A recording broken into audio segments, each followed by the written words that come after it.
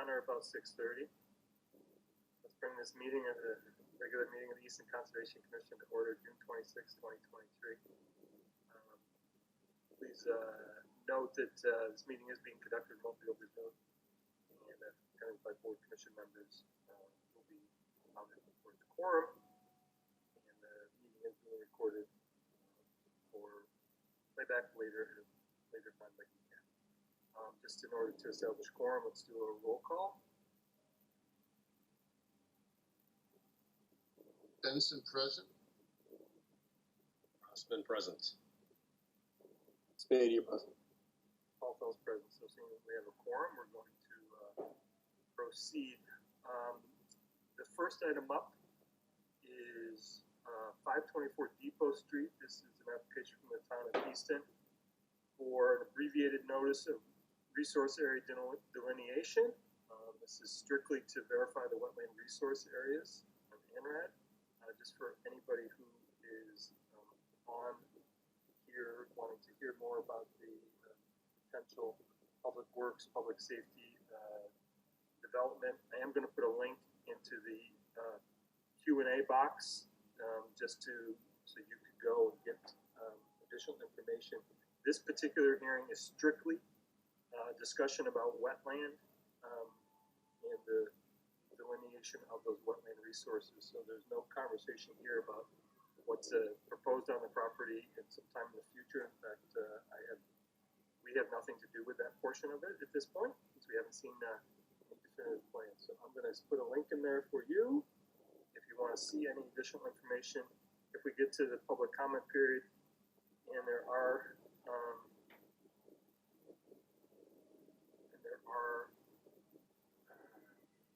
put it into the chat. Chat. Okay.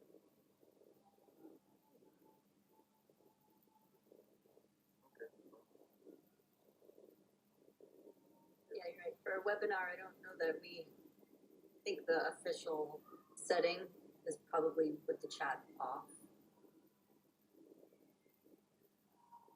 Fair enough. Somebody asks a question, I'll post it. How's that? Sounds good.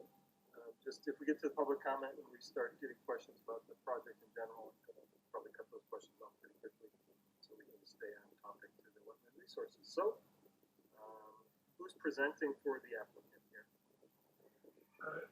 So Rory, I'll just give a brief introduction. I'm Greg Joint with Castleton Associates. We're the architects who head the design team. With us tonight is Leah, who did the delineation for us through our surveyor. So Leah will give a brief overview, and if there are any questions, we're happy to take them. Leah?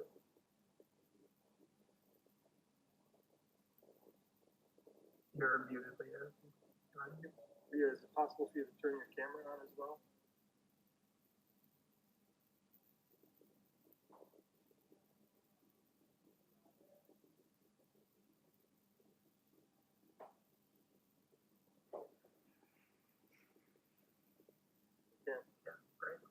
Okay. I'm not sure I can get my camera here.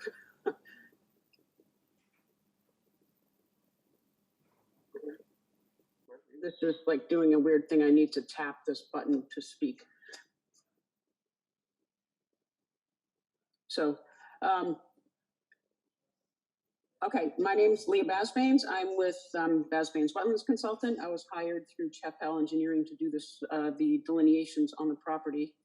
As you probably all know, this is a quite extensive wetland system throughout this property. It seems essentially you have two upland islands surrounded by wetlands. You have nearly every layer. Do we have a plan so we can put up?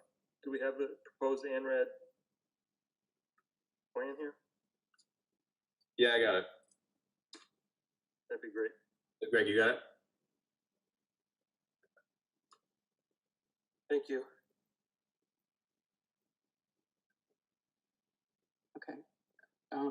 Again, they probably told you I need to be very, very brief. I have 2 meetings going on right now at 6:30, of which I'm the vice chair of both boards.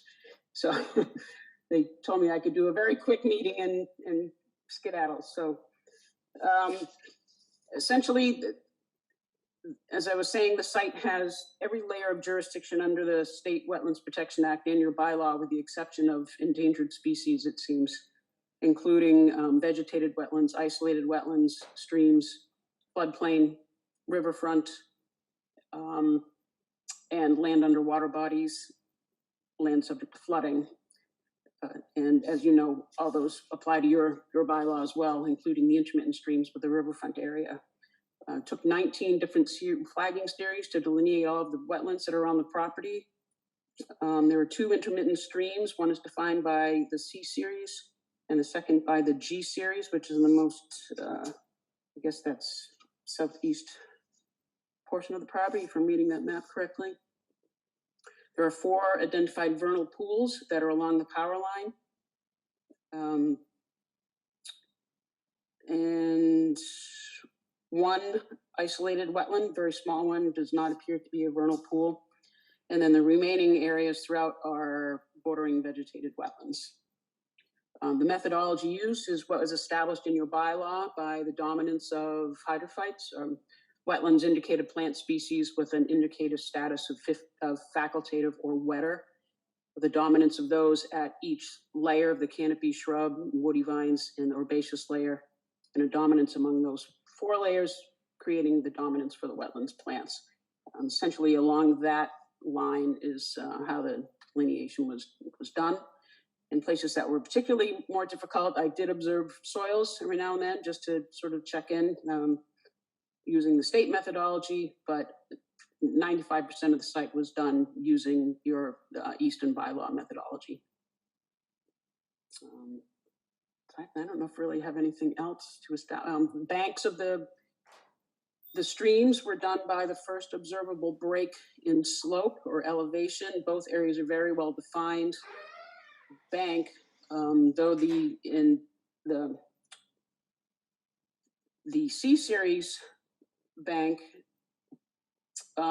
it's sort of an interesting little stream. It's not particularly long, and it sort of breaks up at some point along the way and then flows through a stone wall and then appears to go through a channel that looks like it was man-made at some point and then just sort of diffuses into a larger wetland system. The other G series stream is much more defined, much longer, and does continue off property. So I didn't chase that far, but it does go into the same wetland system as the C series. So other than that, unless anybody has any quick questions, hopefully I've satisfied that, but I really need to take off. Thank you, Leah. All right. Anything else?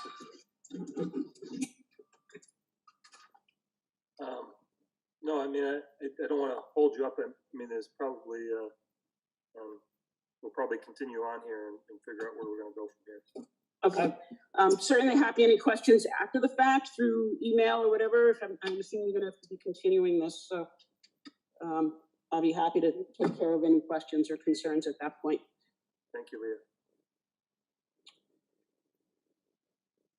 All right. Well, thank you for indulging me. I appreciate it. Thank you for making time. Okay. Take care. Greg, can we potentially sort of move out a little bit so we can give this perspective to where this sort of particular ANRAD is focused in? Let me, and I can kind of just, this is Depot Street here as it runs west to east. This area here is the power line easement. So if you're familiar with Depot Street, if you're going west to east on Depot Street, there's a small clearing after you pass Whistle Stop and turn the bend a little bit. So there's a small clearing here. That is the small clearing you see from Depot Street, and then you get to the power line easement here and cross under. Most people are familiar with this when it was the Gill property. The Gill property kind of proper would be just past the property line, just past the power line. That helps. It is the northernmost part of the Gill property, which is about 150 acres or so. So is the ANRAD specifically related to this one part of the property? It is. Jennifer, want to give us any comments? Yeah, just a couple things. So this is the revised plan that we received today, so just need some time to go through it. There is some new flagging that was done recently, so I'll need to check those other flags, but the majority of the site, I have finished the wetland boundary, and I have to say it's a complicated site, and Leah did a really good job, so just a few other spots that I do have to check. Did you guys want to mention which river that is and how you came up with the floodplain?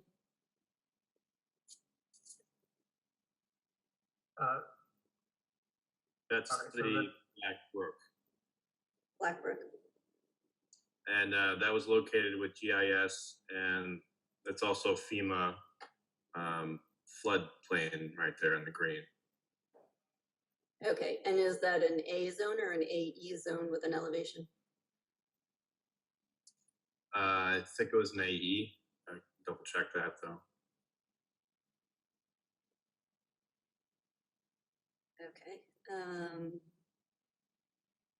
And you guys mentioned there are isolated wetlands. Can you point out those, please?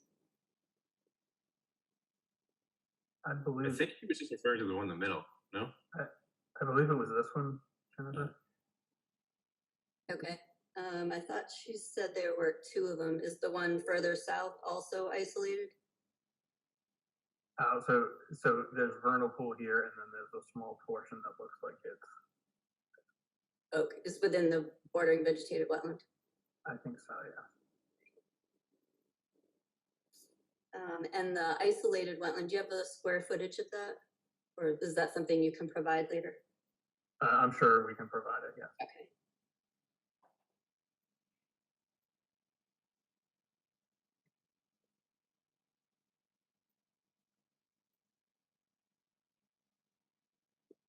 Did we resolve the map and parcel number from the permit application? Do you know if we resolved that? Well, do you remember? So it's asked for the parcel number, and I'm asked for the assessor map number. I gave, and it falls on all those assessor maps. I think that's because it is a single parcel, Jennifer, that spans multiple maps, so we can handle it any way you'd like us to. Okay. All right, that's actually, those are all the comments I had. Just need that final check of the new flagging that was provided and these revised plans. Thank you. So Jennifer, you've already spent time out on this site, right? Multiple times, I assume. Yep.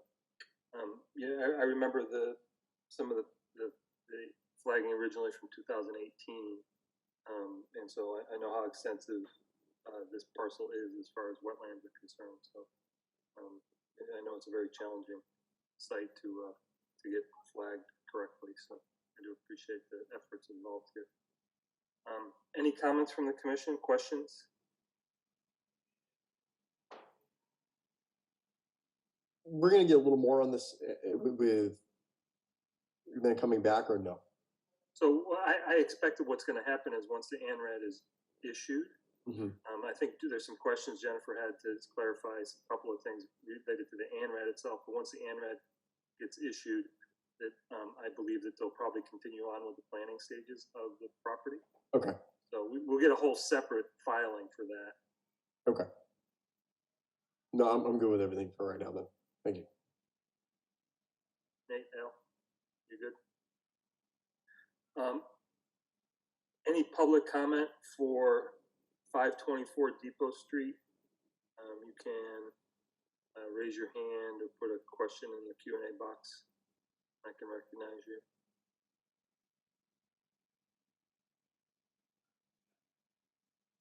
Just give me 5 more seconds here. So seeing none, given that we've got some open items here, we'll continue until our next meeting on July 10th. Is that correct? Right? Yes. I just want to make sure the applicant's in agreement that that's what we're doing. Yes.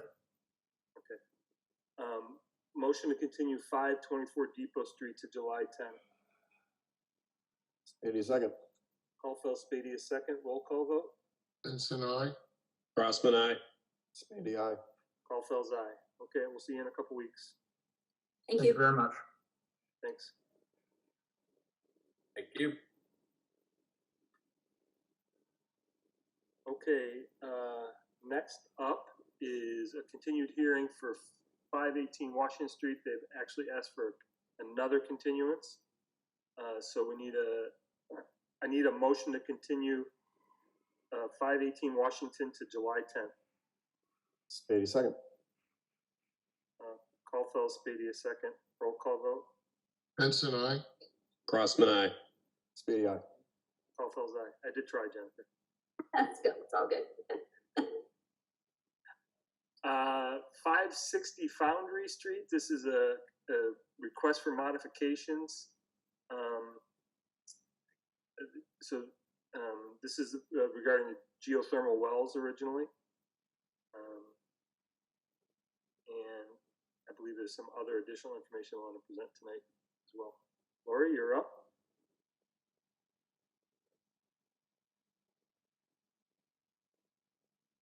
Good evening. Can you hear me? We can't see you though. Okay, just turning on my video now. Oh, There you go. How are you? Hello. My name's Lori McDonald. I'm with Conoco Engineers and Scientists, and I'm representing the applicant, Sawmill Village LLC, for this request for an amended order of conditions. So I guess I should start where we left off. Last time we met, we had shown you the locations of the geothermal wells. And since that time, we've finalized our bridge plans. We've amended our bridge design. So we've also submitted a revised bridge set last week to be included with this request for an amended order of conditions.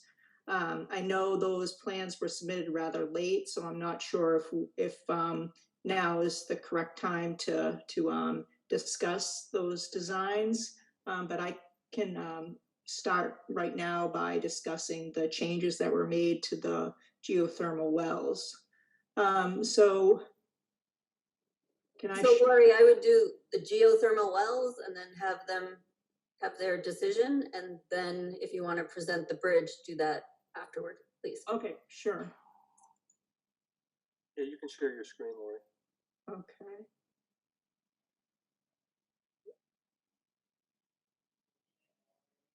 Okay, so you should see the plans at this point. Yes. And now I'm going to switch over to the revised geothermal wells. So the commission had asked for us to relocate the wells as much as possible away from resource areas, and that has been completed. We've relocated them to the street side of the residences where possible. These blue dots are the locations of the wells and the connections which have been added to the plans to the each individual residence. So we've also added at each resident location the proposed dewatering basin. So when these wells are being drilled, there will be a dewatering basin adjacent to the well location, and any water encountered during the drilling process will be discharged to a detention basin right in the same location as the well drilling. The pipes are going to be connected to the homes. We have a approximate location of each of these wells connected to the buildings. The size of the pipes are shown on the plans. And we're anticipating that the trenches connecting the well to the homes with the pipes will be about 24 to 36 inches deep and 8 inches wide. We are going to try to install the wells prior to the installation of the foundations as necessary. Work will be starting as soon as we can. Any of the non-natural materials encountered during the drilling process will be collected and disposed of off-site in accordance with local, state, and federal laws and regulations. As far as mechanical issues with these systems, we're not aware of any issues. These wells are going to be about 350 feet below ground, and they're going to be encased in a heat conducting grout or bentonite sand mix, which in addition to insulating the water in the tubing, it'll also protect the tubing from breakage. So these systems are because they're closed systems, there's pretty little failure, is my understanding, associated with them. There was a question about aquifers and the impacts to the aquifers. I looked at the mapping. The project area is not within the mapped aquifer according to Mass GIS. So we're not anticipating any impacts to the sole source aquifer or any medium or high yield aquifers. There was also a question about any continual testing on site for hazardous materials. And our LSP has been out to the site on a bi-weekly basis, inspecting soil piles and if there's been any noticeable odors coming from soils or the ground. He did do some visual and olfactory sampling, or he did find some potential evidence of contamination. We did submit a EPH sample to the lab for a quantitative analysis, but the results were below laboratory detection limits. So to this date, we haven't found any evidence of reportable hazardous material issues during construction. So again, these blue dots are the locations of the wells, the detention basin, and the connection to each of the structures on the east side of Beaver Brook. So this is Beaver Brook right here. It's flowing under Foundry Street southward to the new wetland replication area B. This is Foundry Street up here. This is the north arrow.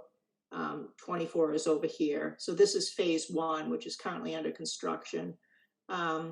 We did provide also this detail showing the actual closed loop geothermal well system, how it's going to be installed and what it'll generally look like when it's underground. So I'll go to the west side of Beaver Brook. And basically it's the same situation. Here's Beaver Brook right here. This is Foundry Street right up here. Old Pond is on the other side of Foundry Street. This is Mulberry Brook right here, flowing from west to east. And this is Vernal Pool E, Vernal Pool A, Wetland A. And each of these blue dots are the locations of the geothermal wells and the connections and detention basins. The blue line is riverfront area. Red line is the 50-foot no touch zone. The yellow line is the 100-foot buffer. And the purple line here is vernal pool habitat, or the local definition of a vernal pool. So at this point, Jennifer, I should turn it back over to Rory. Yes. Thank you. Jennifer, just as a point of information, have we seen the LSP reports or logs or any inspection logs that might be available? I don't believe they've been submitted. So are they? I know you mentioned them. are they meant to be submitted to us on a periodic basis? I don't recall anything in the order. It's not specifically in the order that way. It's just that they would have somebody who would be on-site reporting and monitoring it. So we only to be notified if they find something problematic? Correct. I think maybe next time we write that a little bit differently. Yes. Jennifer, any comments? Just one that from the May 22nd meeting, you continued for the final locations from the Board of Health. So I'm assuming that's what this plan is, the final location from the Board of Health. Yes, the health has approved the plan. Okay, potential for leaks, detail of the system, construction sequence, and the LSP monitoring of the contaminated soil potential. And those are all things that Lori has addressed at the meeting and in their packet. Okay. I have no further questions. Anybody on the commission have a question? None for me, I'm good. Any public comment for 560 Foundry Street, the request for modification related to the geothermal wells?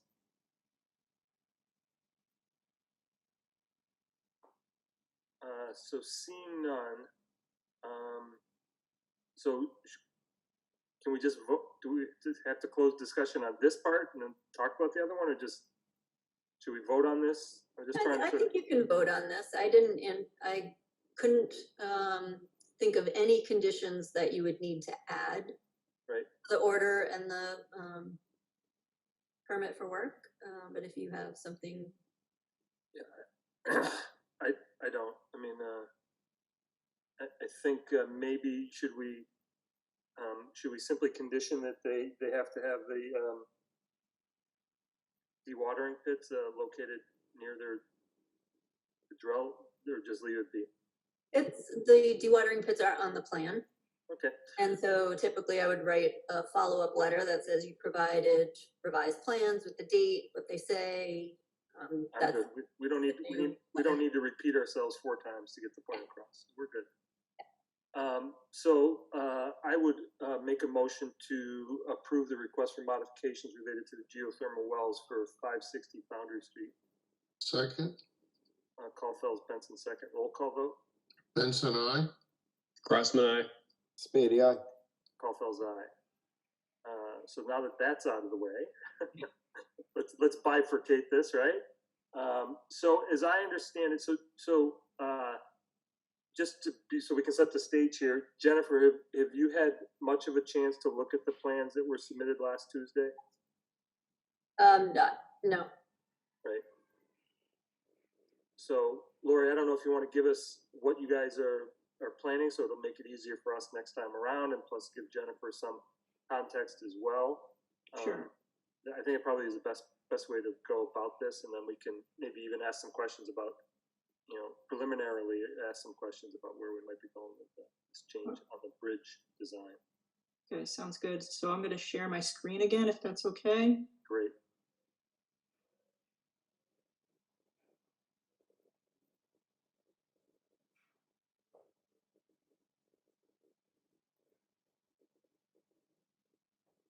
Okay, so originally we were planning on constructing a conspan bridge, basically a pre-constructed concrete bridge over Beaver Brook, connecting the west side to the east side.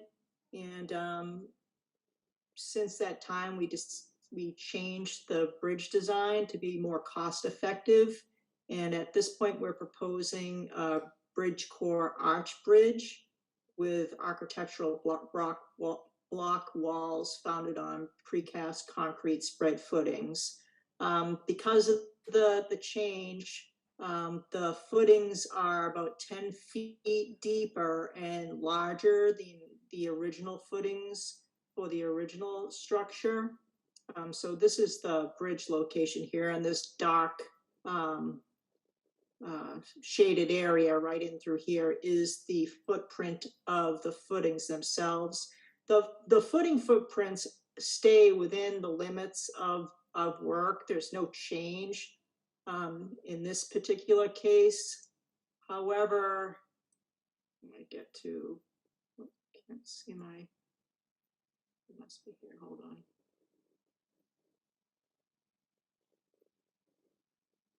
However, because of the shape, I don't know if you can see this. This is one of the, let me zoom in a little bit. So this is the southern crossing elevation. And you can see the original shape of the bridge was, you know, further out. The footings are basically within the same footprint of the roadway. They're deeper, they're larger. The only impact difference is the impacts to floodplain. The shape of the bridge is going to impact some floodplain within the limits of Beaver Brook. And let me find that. So right here is the sketch of the actual changes to the floodplain elevations. So the proposed arching impact of floodplain elevations 103 to 130, 103.5 is this cyan color. There's changes between 102 and 103 in this orange area, and then you see elevation changes or impact changes from elevation 101 to 102 in this magenta area, and then there'll be impact changes from 100 to 103.5 in this green area. So let me see. I'm gonna find that one. If you just give me a second.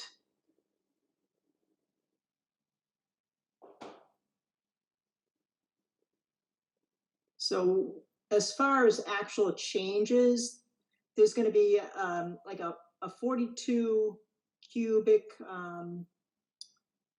foot increase at that 100 to 101 elevation, 188 cubic feet increase at the 101 to 102 elevation, a 394 increase in the 102 to 103 elevation, and then a 213 cubic foot increase in impacts between 103 and 104.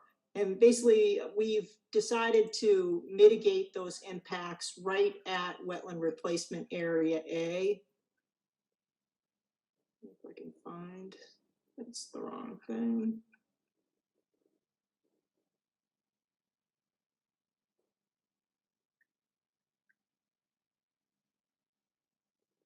So all the additional impacts to floodplain will be mitigated in wetland replacement area A by expanding the mitigation area at the overflow from the stormwater basin.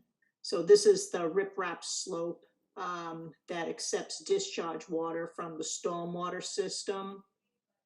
And we've increased the size of wetland mitigation area A by expanding it out to the west into this riprap slope to get our additional storage needed.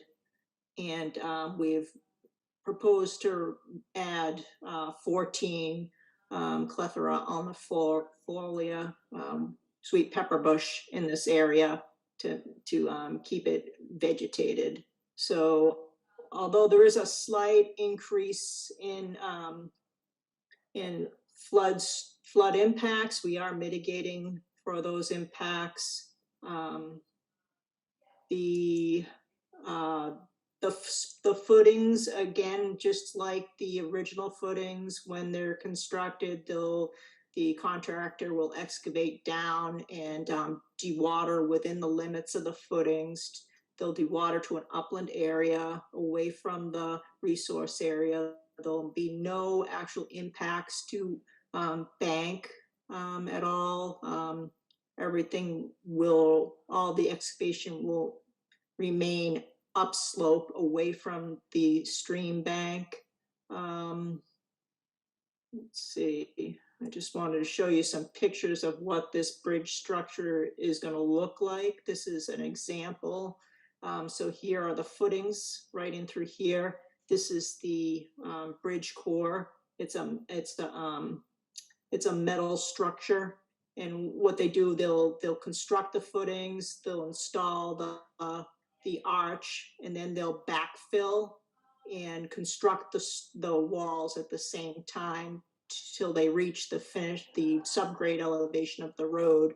Then they'll install their utilities and finish constructing the road. So this is a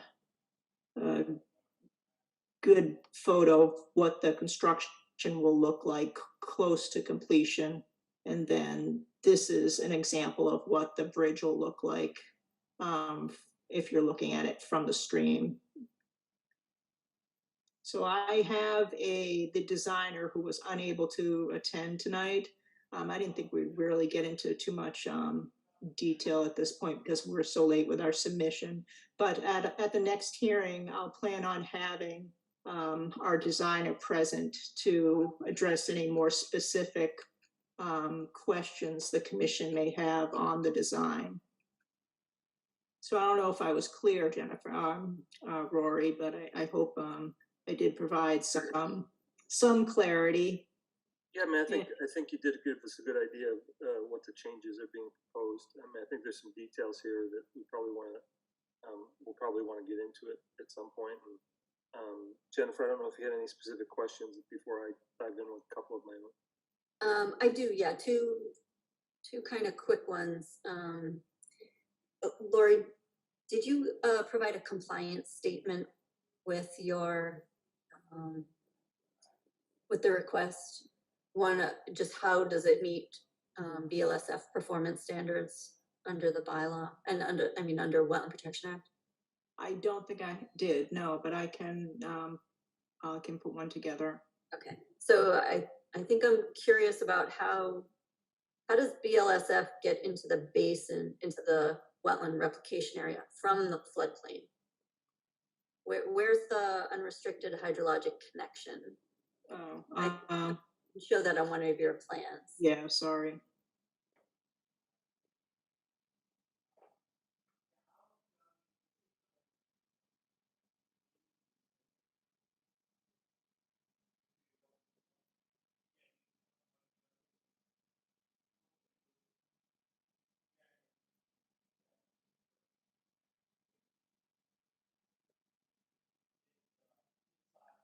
So the connection is here. Yep. I don't know if you can see this with me.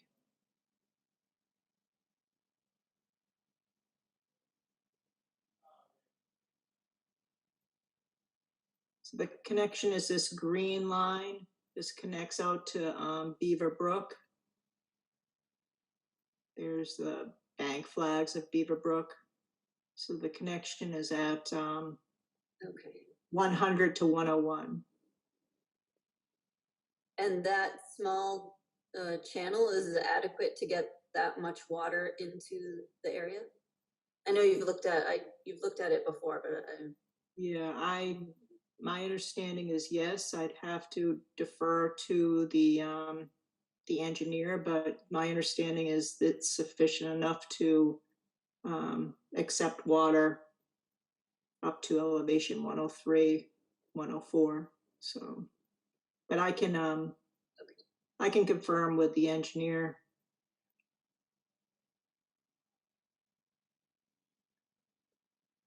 So the blue is the proposed 100-year floodplain. Correct, yeah. And does it show on there where the existing floodplain is? It's the is it the 103 in that area too, or is it shorter? I don't want to, let's see, I don't think she's showing it here. Okay. I think it's this dashed blue line. This was the original. limits of the flood storage, and it's been increased to this dark blue line in this area right here, but I'd have to confirm that with the engineer. Okay, it may be in your packet. I just didn't get to look at it. But thank you. That's the only question I have at the moment.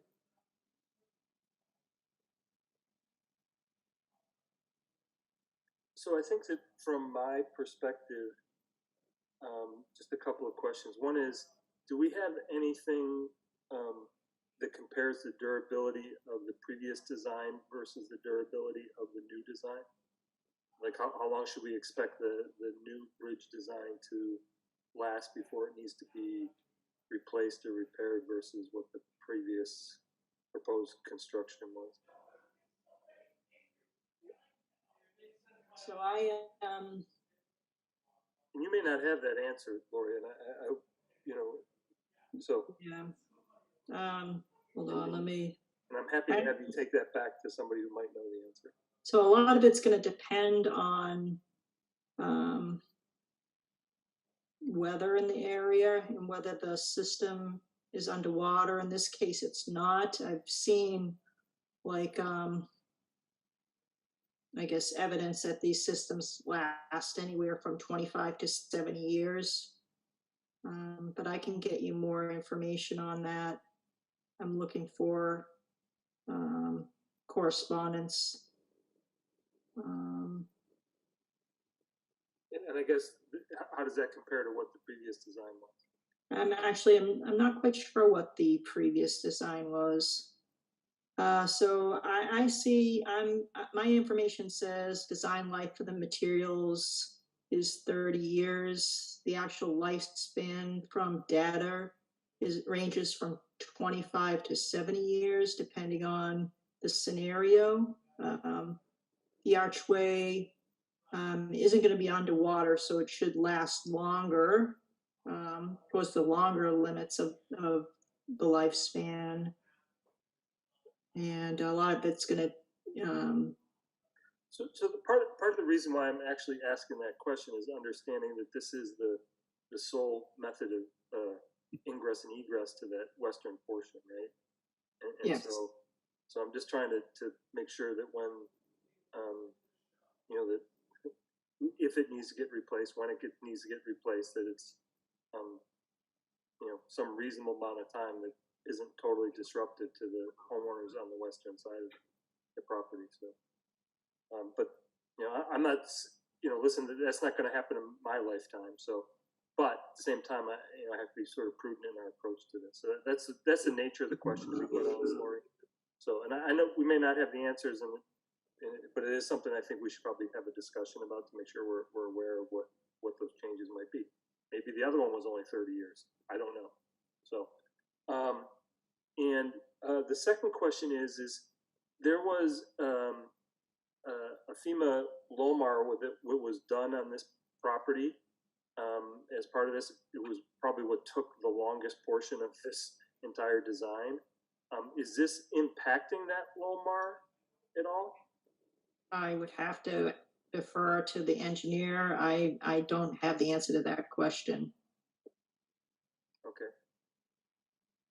So I think that's probably a question that we spent, I think probably the most amount of time, as much time as we spent on wildlife on this piece of property, we probably spent as much time on floodplain analysis. So I just want to make sure that we're not disturbing or that it's adequately accounted for in the LOMAR. So I just want everything to continue to go smoothly with that particular process. So I'm just keeping an eye out for all of us as it relates to that. So I think those are my two questions that I came up with. Anybody else have questions from the commission?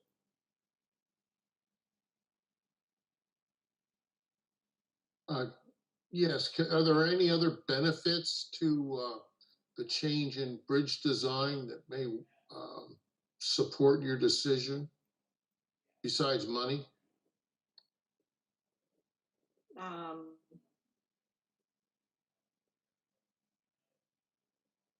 Not that I have an answer for, no. And know we will still meet the stream crossing standards. That was one concern. We wanted to make sure that wildlife would still be able to use the underneath the bridge for passage. So we still do meet those standards, but it was purely a cost issue, is my understanding. Okay. But it looked like from the detail that you showed us, it might actually be a little bit wider, so allowing more. Is that openness ratio a little bit bigger? Maybe. I have to go back and look. Yeah, where was that? The one that showed the two crossings together, or right there, you go right by it. Yep. Oh, okay, yep, there we go. So this is the proposed, so it's a little bit Oh, it's a little the little opposite way. smaller, but we still meet the standards.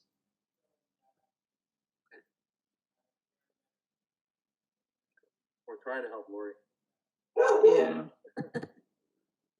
Anything else, Nate or Mike? No questions. None for me, I'm good. Anything else tonight, Lori?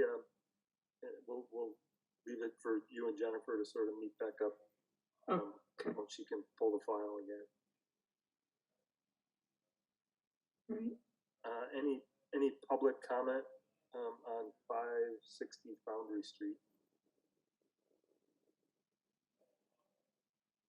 Okay, so seeing none, so we'll continue this particular request for modifications related to the change in bridge design until July 10th. Enough, Jennifer, for now? Yeah. Okay, so until July 10th, 2023.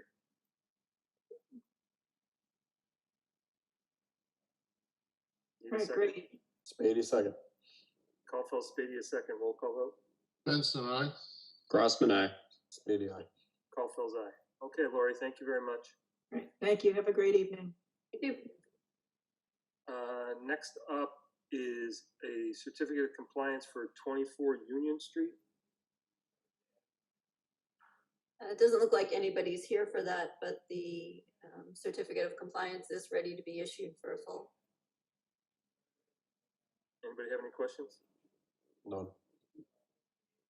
Any public comment, 24 Union Street? Seeing none, make a motion to issue a certificate of compliance for 24 Union Street. Spady second. Caulfield, Spady, a second. Roll call vote. Benson, aye. Crossman, aye. Spady aye. Caulfield's aye. Next up is a certificate of compliance for 105 Washington Street. This is a septic system.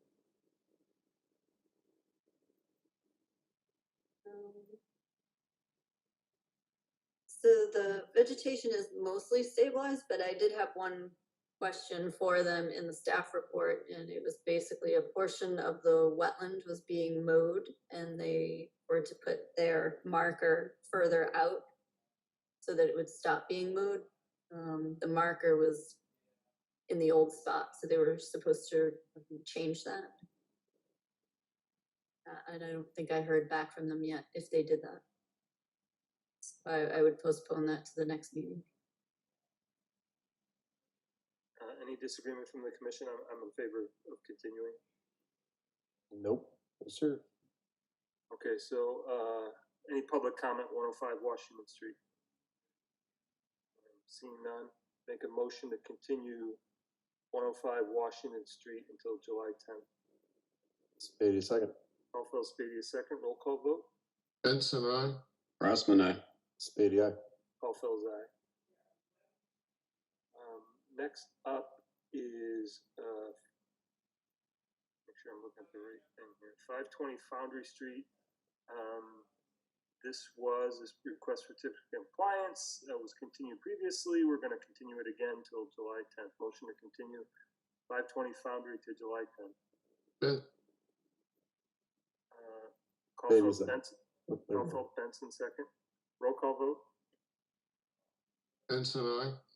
Crossman, aye. Spady aye. Caulfield's aye. Next up is 345 Center Street. This was a continued request for a partial certificate of compliance for Lot 1 only for Goodspeed Lane. I don't know. We got a late request this afternoon for a continuance to the 7:10 meeting. It'd be a big meeting. Oh, I'm thinking I'm busy that night. Okay, continue at the applicants. Well, is there any public comment for 345 Center Street? Okay, just making sure nobody's not here. So 345 Center Street, continued to July 10th. Spady, second. Roll call, Caulfield's. Benson, Roll aye. call vote. Grossman, aye. Spady, aye. Caulfield's aye. Just for the record, I did submit my Mullins on 345 Center Street. So, 350 Foundry Street. This is a request for certificate of compliance for a septic system. Jennifer, Yeah, that's ready to be issued. any questions from the commission? Seeing none, any public comment? 350 Foundry. Seeing none, make a motion to issue certificate of compliance for 350 Foundry Street. Benson, second. Caulfield's Benson, second. Roll call vote. Benson, aye. Grossman, aye. Spady, aye. Caulfield's aye. Next up is enforcement discussion on 153 Bay Road. Just notification, we received a call that people at 153 Bay Road had cut and cleared and graded the area that's supposed to be the buffer and protected area for a cluster subdivision. So I met with the homeowners. We did mark out the roughly property lines based on their plan, and they're hiring a surveyor to make sure they have the correct location, and then we'll meet again on how to restore that. Okay. Any questions? Next up is wetland regulations, potential update. So I'm going to bring Lauren up. Lauren has a presentation for us.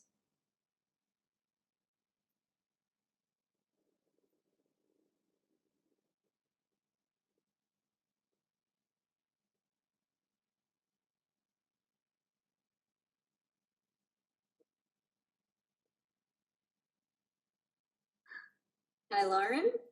Hello. So I'm gonna share my screen. I have a PowerPoint prepared. So just for the public record, Lauren Berardi is the intern this year. So I just wanted to get that on the public record. Thank you for all your hard work, Lauren. Thank you.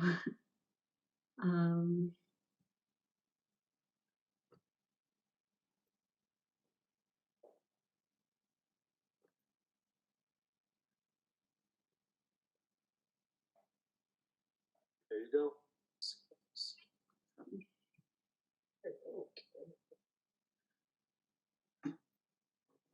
Sorry. Okay.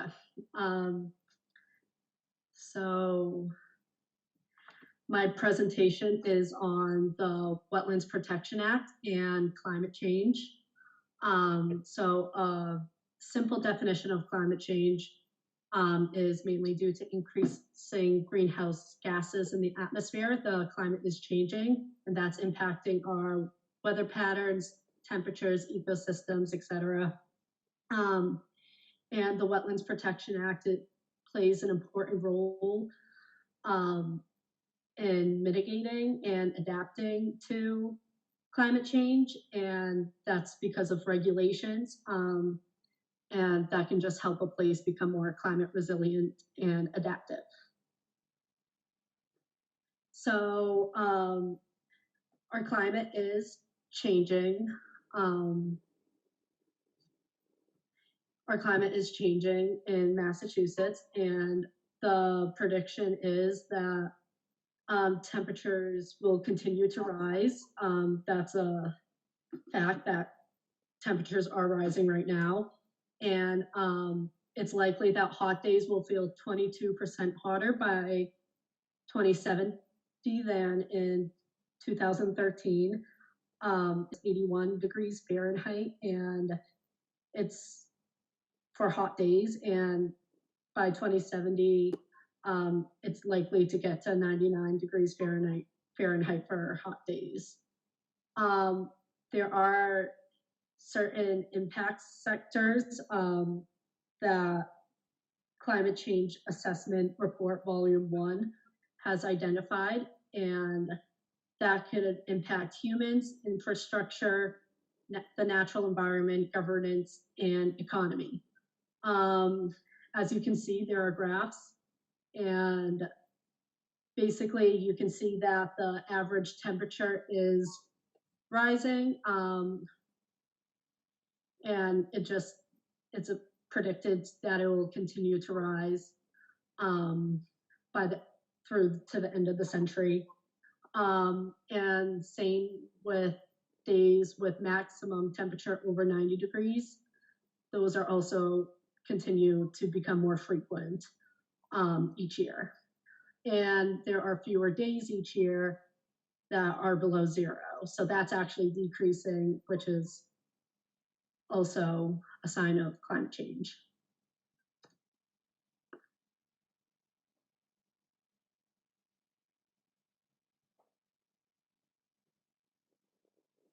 Okay, so there are certain main climate concerns in Massachusetts as a whole. So the Climate Change Assessment Report, Volume 1, identified 37 different climate change impacts in Massachusetts.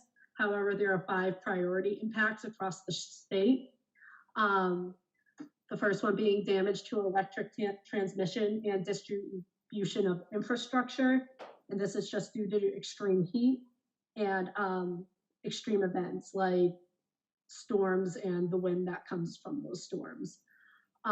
There's also freshwater ecosystem degradation, and that's due to warming waters, more drought, and increased runoff from more intense storms.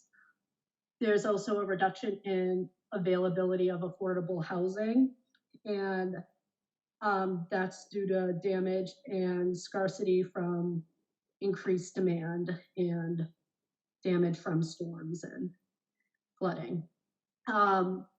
There's also an increased demand for state and municipal government services. And that's like, for example, that's emergency response, food assistance, state-sponsored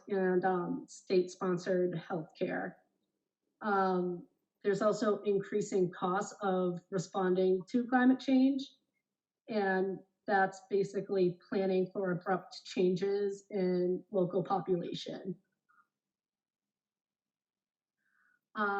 For climate change in Eastern Inland region, the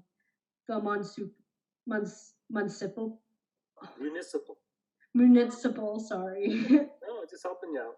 Yeah, vulnerability preparedness and community resilience building workshop that was held in 2018 found that climate change is causing extreme temperatures, as you can see in the image.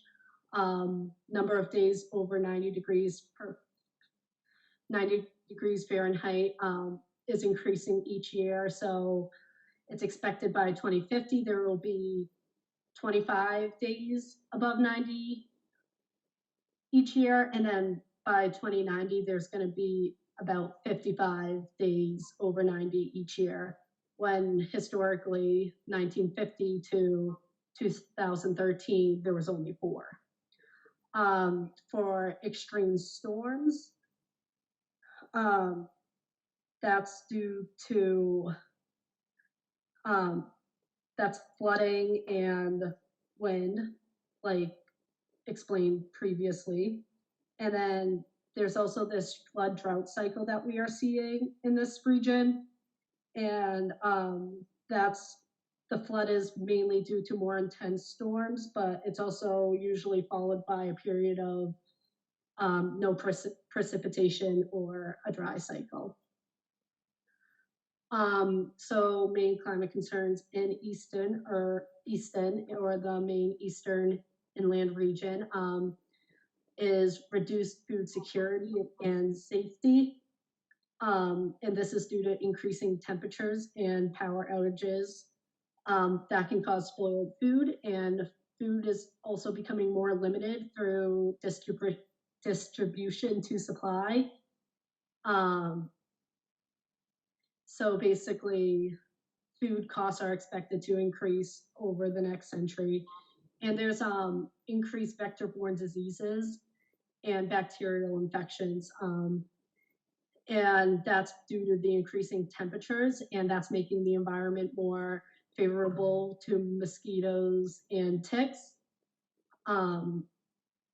that can transmit diseases.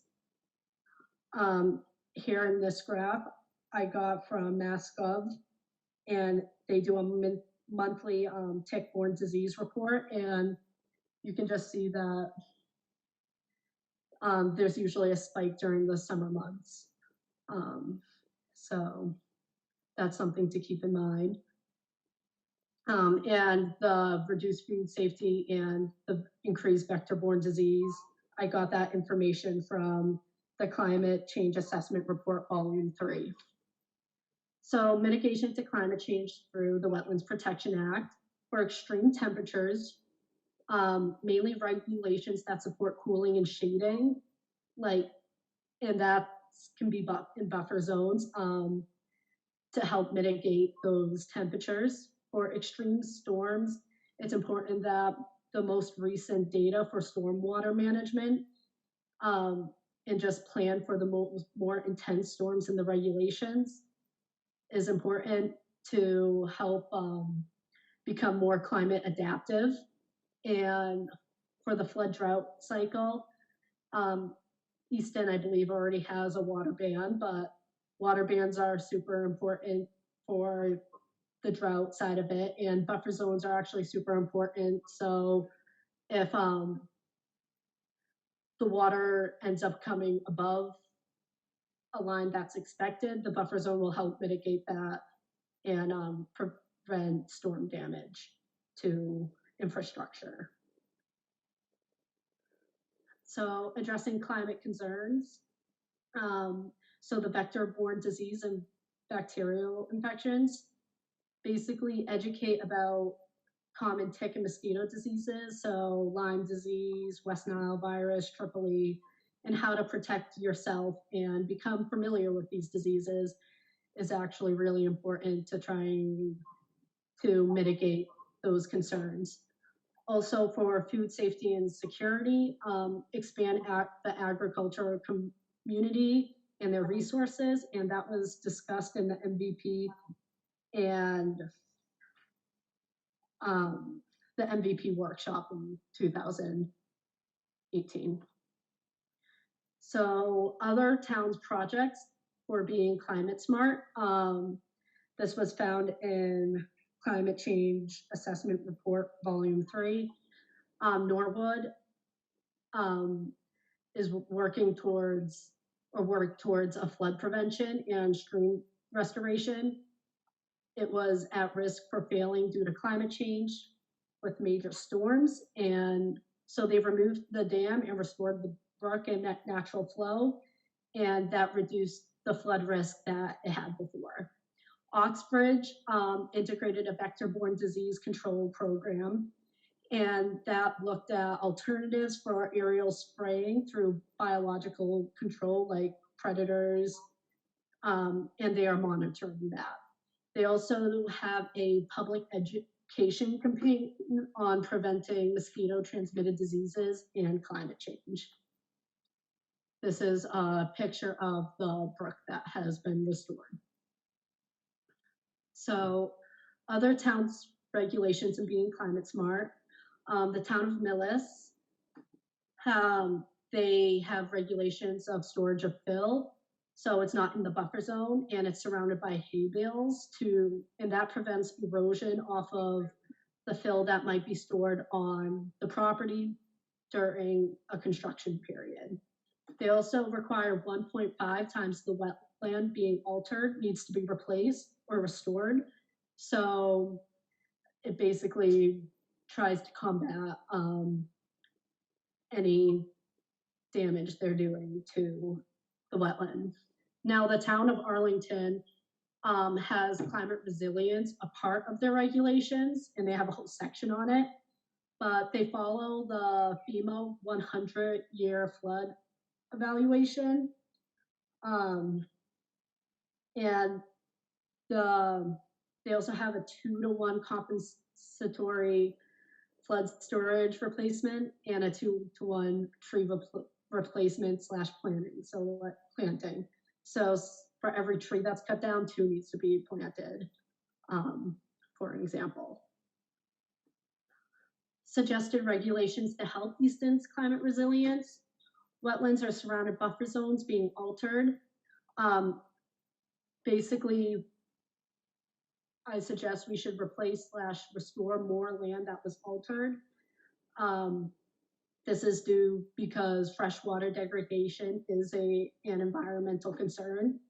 Invasives are can take away from a resource area's resilience, taking up nutrients, taking away shading and cooling.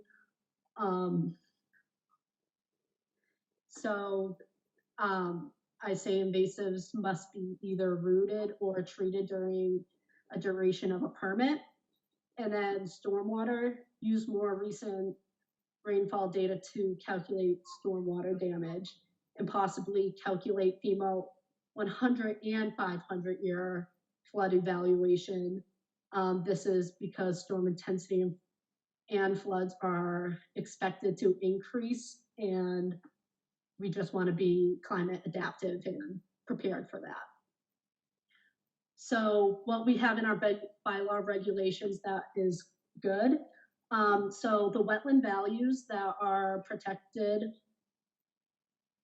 under our bylaw and the Wetlands Protection Act work in favor for mitigating and adapting to climate change. For example, our buffer zones of 100 feet for resource areas and 200 feet for streams and rivers. That mitigates climate change through filtering water and providing cooling and shade for our resource areas, which is essential to the mitigating degradation to freshwater ecosystems. Regulating land subject to flooding,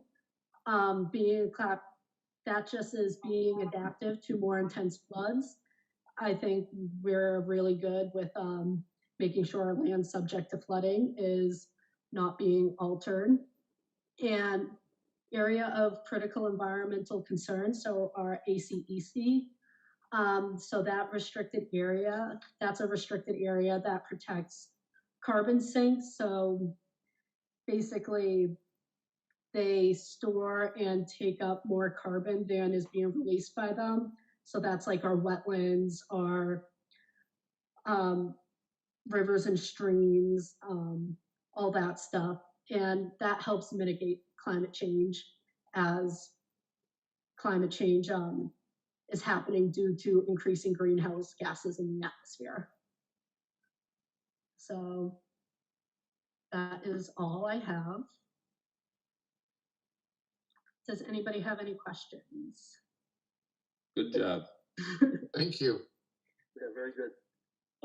You know, I truly appreciate this, Lauren, because we actually started this conversation probably about 3 years ago when we started talking about trying to adapt our regulations without even changing the bylaws. How could we adapt them to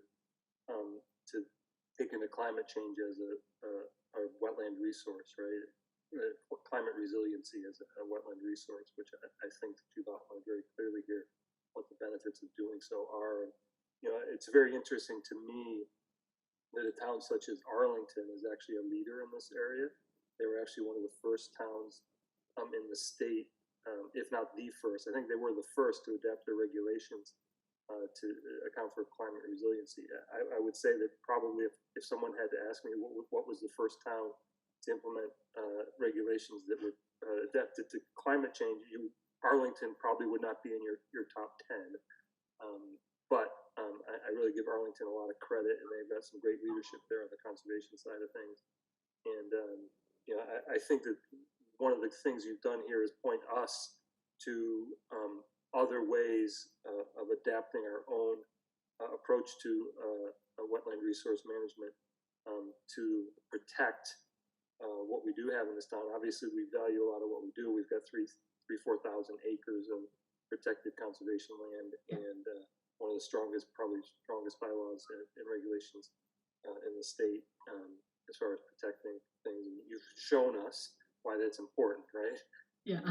You know, it's not strictly about you know, the wetlands themselves, but the buffer zones and protecting those areas, and even just our forest areas and the carbon sinks that they end up being as well.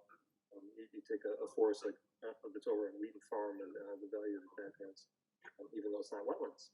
So I do appreciate it. So,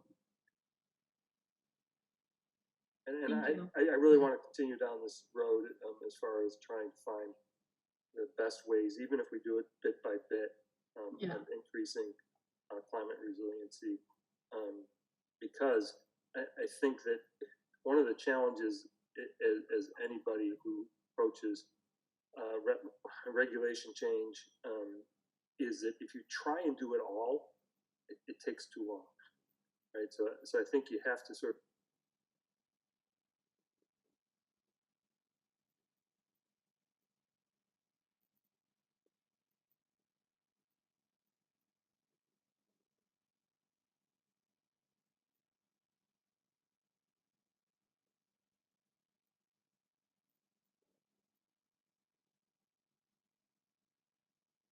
great job.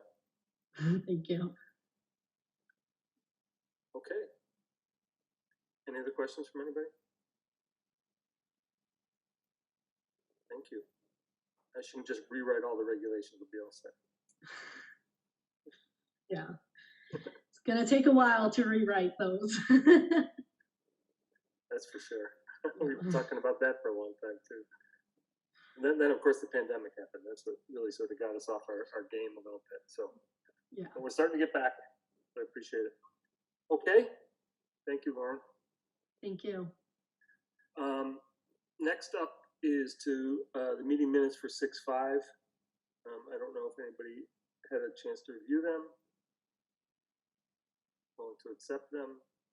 Someone wants to make a motion. Motion to accept the minutes for meeting 6/5. Benson second. Spadia, Benson second. Roll call vote. Benson, aye. Rossman, aye. Spadia. Paul Fels aye. Chair updates. I actually don't have any.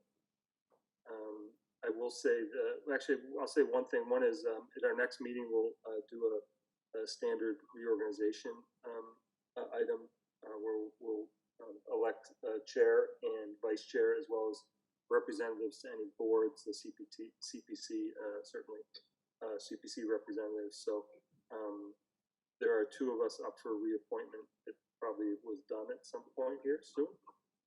It happened tonight at the select board meeting. So both Ben and my term expires on June 30th. So if we get reappointed, you'll see us again on July 10th. And then we can reorganize the board as necessary. Okay? Environmental plan? Thank you both for staying on. Let's hope. Yeah, so for planner update, I just wanted to take a look at the two signs. I think I can share my screen. Perhaps not.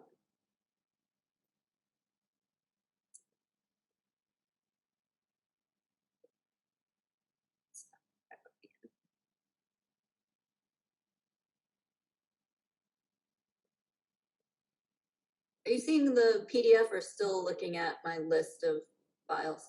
List. Seeing your list of files. Okay. I'm gonna stop. I don't know why it makes me do this twice, but let me know if you see it this time. Yep. Okay.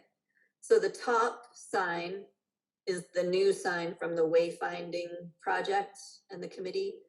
The bottom sign are your standard signs that we were about to order.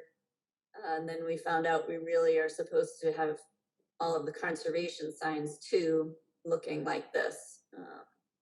Originally, it was sort of explained to me that it was, or I thought it was explained that it's really all the buildings were doing that. I didn't realize it was conservation property as well. So we can ask the sign company to do sort of a mix. You know, it'll have the logo, it'll have this sort of design feature, but will include the regular information that you have on your signs already with the acres and when it was acquired or any other text to that, if you're all okay with that. So, having spent time on the wayfinding committee, I don't have a problem changing our sign design, except that it'll take us 50 years to change them all.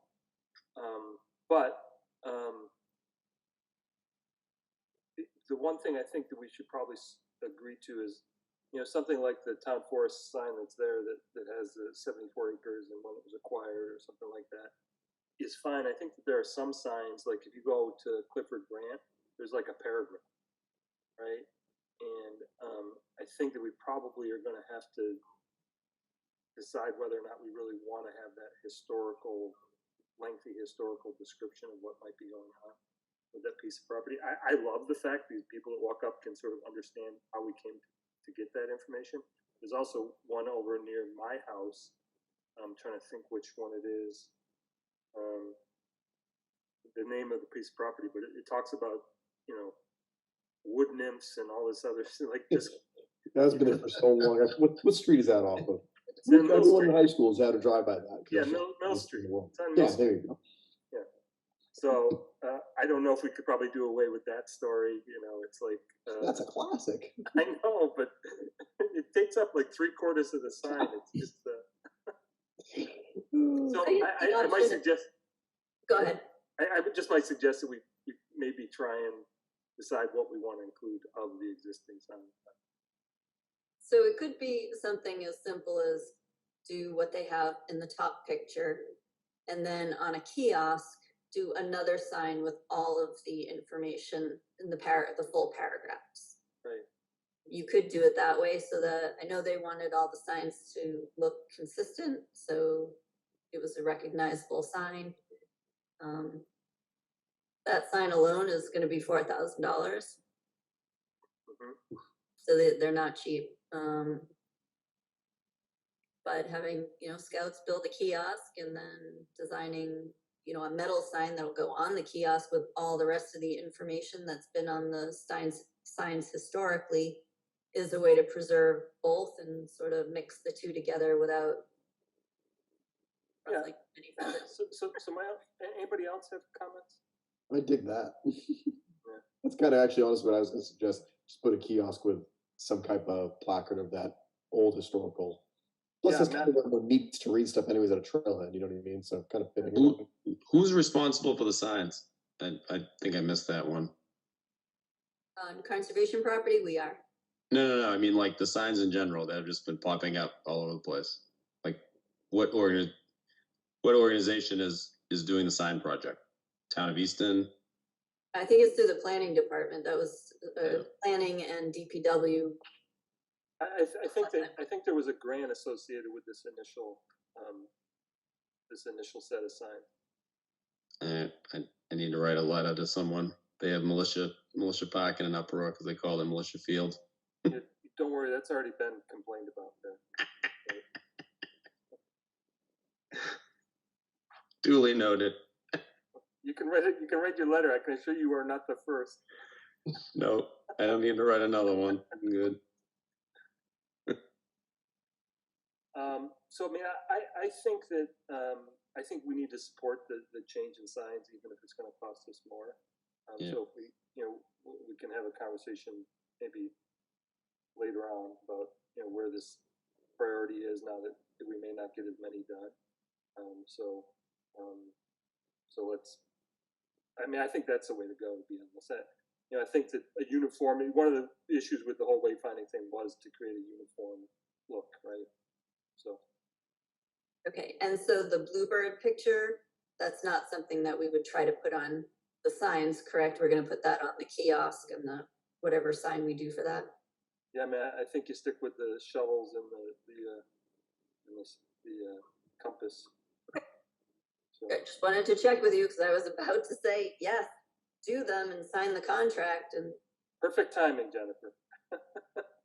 yep, luckily.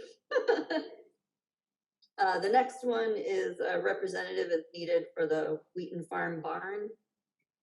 Someone from the CPC had asked just to meet with the chairperson, so maybe we just say, hey, Ben, you need to meet with the CPC chairperson and go over where we are with Wheaton Farm barn. So you were looking for proposals before for structural plans to make the building safe. COVID happens, we weren't getting any estimates in. We had this close to being signed, the contract, a month ago, but there was an issue with the amount of insurance the company wanted to pay versus what Town of Easton's typical contracts require, and so that that just didn't happen. So we have 3 new people that we're looking at to provide an estimate. And so we're, they just want to have a meeting with someone from the Conservation Commission to go over, what are your intentions still to preserve this barn? Ben's not here to say no. And I mean, I said it was on your list of projects that you wanted to keep moving forward. So yes, you wanted to keep going with that, but if that's a discussion you need to have again, we can do that. Yeah, so I propose that Ben meet with the head of the CPC. Yep, there you go. So it's not a surprise to Ben. I've already had a conversation, so it's not a surprise. But I would not. It's a funny thing to say, but I wouldn't do that. No, he was a big proponent and spoke the most about Wheaton Farm anyway. That was his project to put on our list to make sure it kept going. So that makes sense. Yep, and I think it's appropriate for CPC to ask us. They've allocated around $200,000. I know Al has the exact number, but it's somewhere around $200,000 to help us get the barn repaired. But to be quite honest, it's probably more. And I think the CPC is probably just looking for, are you going to spend this money? When are you going to do it? How much do you really need to do it? Before we go down this road.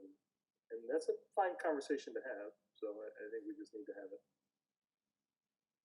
It's one of the older grants, so there's an interest in, if we're not going to do it, then we should think of returning the money and closing the grant out. It isn't about the not wanting to do it. It was literally, we have probably tried to get the design done and spend that initial $20,000, $25,000, whatever it was. We probably tried 5 or 6 times to try and get a bid for somebody to do the design work. In order to get it bid out, we need to get the design work done first. So it's not through lack of effort for sure, or lack of desire. Yep. But I agree that we've got to make a decision. That's it for me. Okay. Given that,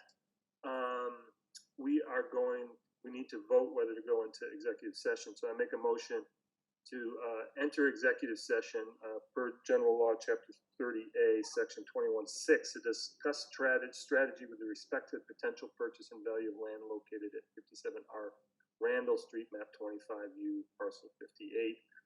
We do not have the intention of returning to regular session. So this will be the end of regular session, and we will exit executive session to adjourn.